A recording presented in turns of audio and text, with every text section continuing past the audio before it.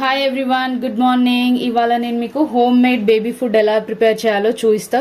మేము ఎందుకు home mad baby food చేస్తున్నామంటే బయట దొరికే వాటన్నిటిలో సెర్లాక్ వాటిలో స్వీట్నెస్ ఎక్కువ ఉంటుంది కదా, దానివల్ల చిన్న ఏజ్లోనే పిల్లలకి షుగర్స్ ఇట్లాంటివి వస్తాయని చెప్పి మేము హోమ్ మేడ్ ఫుడ్ ఇంట్లోనే ప్రిపేర్ చేస్తున్నాం బేబీకి.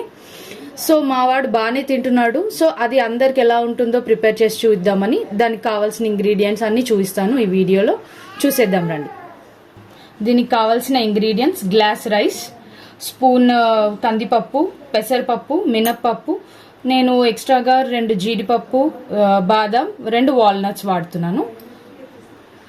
ఇప్పుడు వీటిని ముందుగా వాష్ చేసుకోవాలి. రైస్ పౌల్స్ అన్నీ వేసేస్తున్నాను నేను. వీటిని ఇప్పుడు మంచిగా కడుక్కొని ఆరబెట్టుకోవాలి. ఆరిన తర్వాత ఇప్పుడు వీటిని వాష్ చేసుకుందాం మంచిగా ఒక 2 times.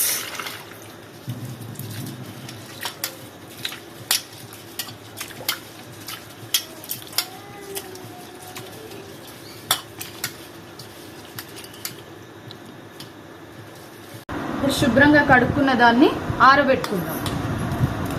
ఇలా నేను ఒక ఇంట్లోనే టేబుల్ మీద క్లాత్ వేసుకొని ఆరబెడుతున్నాను ఫ్యాన్ కింద.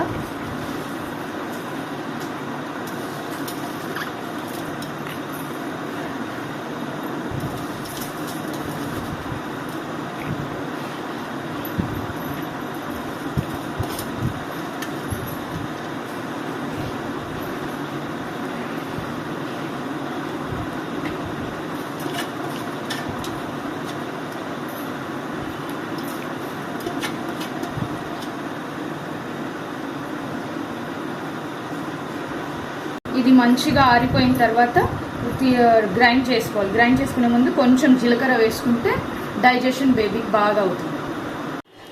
ఇందాక మనము ఆరబెట్టుకున్న దాన్ని ఇప్పుడు మనం డ్రై రోస్ట్ చేసుకోవాలి. నేను దాంట్లో కొంచెం పించ్ ఆఫ్ జీలకర్ర యాడ్ చేసి ఇప్పుడు స్టవ్ వెలిగిస్తున్నాను.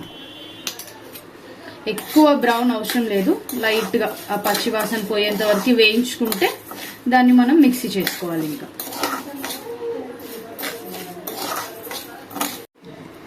ఇప్పుడు ఒక మిక్సీ జార్లోకి ముందుగా కడుక్కున్న బాదం, కాజు, వాల్నట్ ఆల్రెడీ వేసేసుకున్నాం. ఇప్పుడు డ్రై రోస్ట్ చేసుకున్న దాన్ని మిక్సీ జార్లోకి తీసుకొని చల్లారినాక వేపుకోవడం, మిక్సీ తిప్పడం.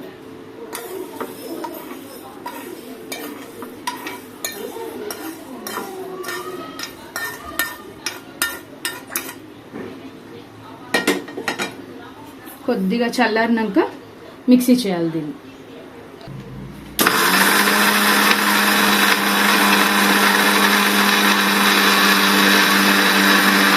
ఇప్పుడు ఇలా మెత్తగా చేసుకోవాలి పౌడర్.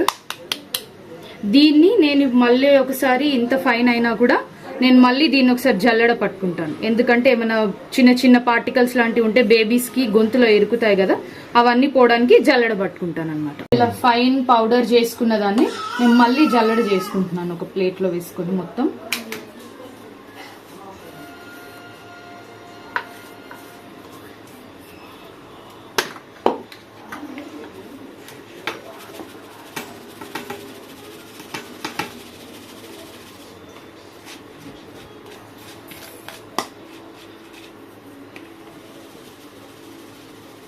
ఇలా ఎక్స్ట్రా ఏమన్నా మిగిలినవి పడేస్తున్నాను అనమాట.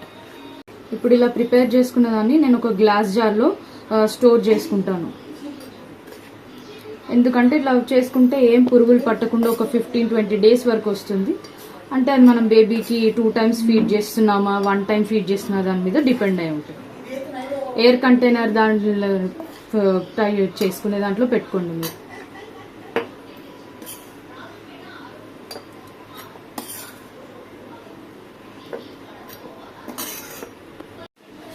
ఇలా ఒక జార్లో వేసుకున్నాం కదా, ఇప్పుడు టైట్గా మూత పెట్టేసుకొని అండ్ నెక్స్ట్ బేబీ ఫుడ్ ఎలా ప్రిపేర్ చేయాలో నెక్స్ట్ వీడియోలో చూద్దాం.